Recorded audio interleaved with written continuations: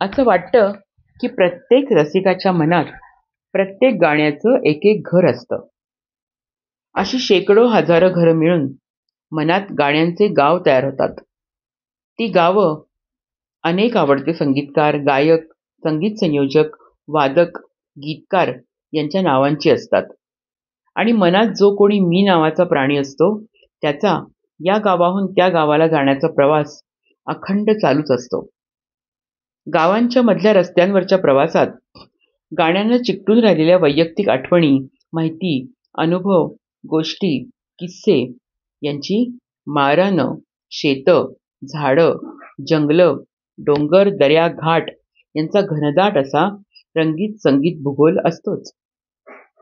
एकदा या भूगोलावरून फिरत फिरत मदन मोहन लता यांच्या गावातल्या मैंने रंगली आज चुनरिया या गाण्याच्या घरी आलो. या घरांना आणि त्यातल्या खिडक्यांनाही दारं नाहीत. मोकळी हवा आणि उजेड घरभर भरून राहिलेलं. आणि त्यातच त्या गाण्याची सगळी वैशिष्ट्य, त्यांच्या खासियती, कलाकुसरी, त्यांच्या निर्मात्यांच्या प्रतिमा यांनी घरं सजलेली. आलास? ये रे मित्रा, गाण्यानं स्वागत केलं. मी म्हटलं, अरे आज होळी, आणि सकाळपासून त्या निव्वळ फिल्मी धांगडधिंग्यांच्या होळी गीतांची खरोखर होळी करावीशी वाटतीये, पण करता येत नाही. त्यामुळे तुझ्याकडे आलो धावत आसऱ्याला.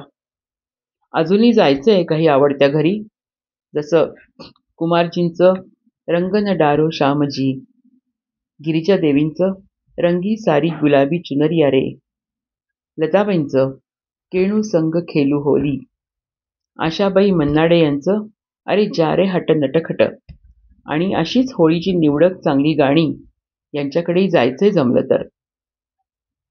कुठेही जा, चांगल्या गाण्यांची घरं ऐकून कमीच, गाणं म्हणालं. पण तू म्हणजेच मैने रंगलीचं तुझं हे खरोखर तालेवार खानदानी घर, मी म्हटलं. हो, ते तर खरंच, गाण्याने म्हटलं. माझा जन्म 1966चा, दुल्हन एक रात की या सिनेमासाठी. गीतकार राजा मेहंदी अली खान यांनी मला लिहिल्यानंतर मदनजींनी शब्दांना चाल दिली की आधी मदनजींनी बनवलेल्या पिलू ठुमरीतल्या धूनवरून राजाजींनी मला लिहिलं ते सांगता नाही येणार, कारण आपला जन्म आपण पाहिलेलाच नसतो ना. पण बॉलिवूडमध्ये बहुधा दुसरा प्रकारच जास्त वापरला जातो, त्यामुळे मदनजींनी आधी धून बनवली असणं शक्य आहे. मी म्हटलं, तू आत्ता राग पिलूचा उल्लेख केलास, तो बडा ख्याल नाही, ती छोटी पण अति गोड रागिणीच आहे एक प्रकारची. बहुतेक सर्व चांगल्या हिंदी मराठी संगीतकारांनी आपल्या प्रतिभेनं पिलूवर आधारित एकापेक्षा एक गोड गाणी केलीत. मला वाटतं महान शास्त्रीय गायक बडे गुलाम अली खान साहेबांनी त्यावेळच्या 3 मिनिटाच्या छोट्या रेकॉर्डमधून सैया बोलो ही पिलू ठुमरी रसिकांना प्रथम ऐकवली आणि ती प्रचंड लोकप्रिय झाली. हिंदुस्थानी शास्त्रीय संगीतातले आजवरचे जे महान आविष्कार मानले जातात, त्यात बडे गुलामांच्या या पिलू ठुमरीचा समावेश होतो. त्यामुळे इतक्या सुंदर आविष्काराचा त्यावेळच्या प्रतिभावान संगीतकारांना संगीत रचना करण्याचा मोह पडावा यात नवल नव्हतं. कारण त्या रागाची स्वराकृती आहेच तितकी मधुर आणि ऐकणाऱ्याला संमोहित करणारी. माझा यातला इतका रस पाहून यावर ते गाणं अनावरपणे पुढे सांगतच राहिलं. पिलूची ही स्वराकृती वापरताना मदनजींनी त्या रागाची मुळातच गोड असलेली पकड, चलन, रागस्वरूप फार न बदलता मुखड्यात कायम ठेवलंय. त्यामुळे त्या रागातलं समर्पणातून आलेल्या आर्जवाचं जे एक्सप्रेशन आहे ते कायम राहिलंय. बाकी अंतर्यात मदनजींनी रचनेचं थोडं स्वातंत्र्य घेतलं असेल, पण तेही मूळ राग स्वरूपातील मेलडी आणि गोडवा न बिघडवता. त्यामुळे गाणं रसिकांच्या कानावर पडतं ते त्या रागातील सारं खानदानी सौंदर्य घेऊनच. या गाण्याच्या वेळी मदनजींचे सहाय्यक व संगीत संयोजक होते मास्टरजी उर्फ मास्टर सोनिक.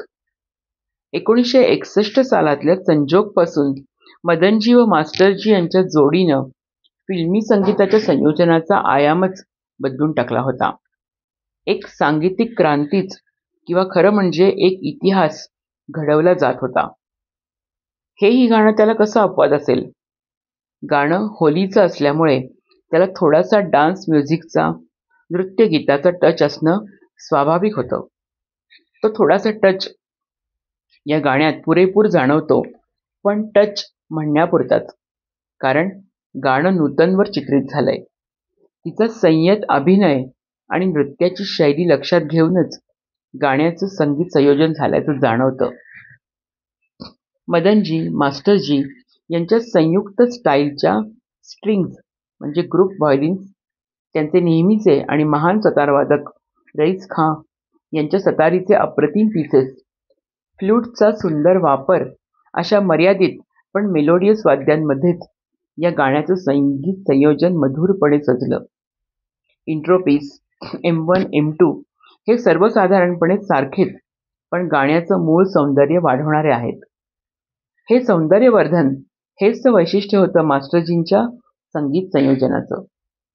याआधी याच मदनजी मास्टरजी जोडीनं यापेक्षाही बऱ्याच हेवी नृत्यसंगीताच्या शैलीत केलेली जिया ले गयो जी मोरा सावरिया, जब जब तुम्हें भुलाया तुम और याद आए, वो चुप रहे तो मेरे दिल के दाग जलते हैं, अशी अजरामर गाणी ऐकली की माझ्या म्हणण्याची प्रचिती येईल. आणि या गाण्यात लता दिदींची नेहमीप्रमाणेच जी दैवी पेशकश झालीये त्याबद्दल इतकंच म्हणता येईल की आधीच त्या लता दिदी आणि त्यात ते गाणं त्यांच्या आवडत्या पिलू रागावर आधारित. चालही खूप गोड आणि जमून आलेली आणि त्या चालीचे ते संगीतकार आणि संगीत संयोजक हे दोघंही त्यांचे खास आवडतेच. अशा सर्व गोष्टी जुळून आल्यावर नवल नव्हतंच की त्या संपूर्ण संगीत रचनेमध्ये त्यांनी आपले प्राण ओतले. नायिकेच्या मनातलं प्रियकराला समर्पित झालेलं प्रेम आणि होलीच्या रंगोत्सवात त्यांच्या रंगात रंगून जाण्याची ओढ या सर्व भावना दिदींच्या आवाजातून अशा उमटल्या की ते गाणं होलीच्या गाण्यांमधलं एक गीतरत्न बनून गेलं.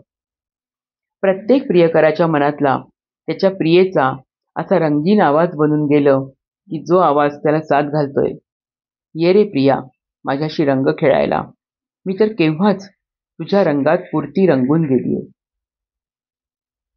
हे सांगून गाणं थांबलं.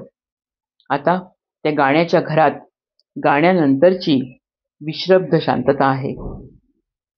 ती शांतता ऐकताना वाटतंय की एखादं गाणं जेव्हा सर्व बाजूंनी इतकं लख्ख सुरमई असतं आणि आपल्या काना-मनाला जेव्हा त्या सुरांची तहान असते, तेव्हाच असं त्याच्या घरात, त्याच्या मनात जाता येतं आणि मग त्या गाण्याच्या मनातलं सगळं ते आपल्याला भरभरून सांगत राहतं.